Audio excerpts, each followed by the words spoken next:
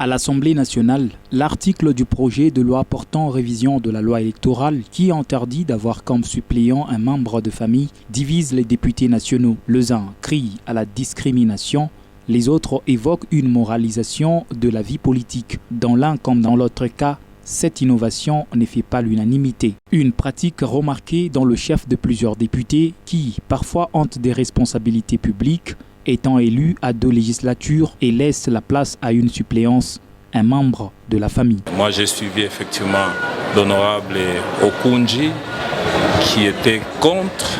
Il a soulevé ses raisons en disant que ça serait une loi discriminatoire parce que les membres de la famille font partie aussi de la population, ils ont droit.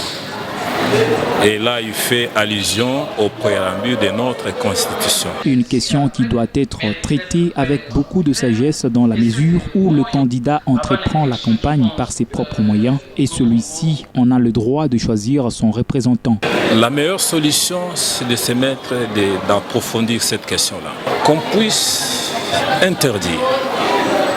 Déjà, que quelqu'un ne peut pas se présenter à tous les niveaux comme candidat. Il faut arrêter cette histoire. Nous savons qu'il y a des gens qui prennent des crédits à la banque à leur propre compte. Nous savons qu'il y a des gens qui vendent même leurs immeubles pour leur propre compte et vous lui demandez de mettre quelqu'un pour parti politique. Là, il faut bien réfléchir.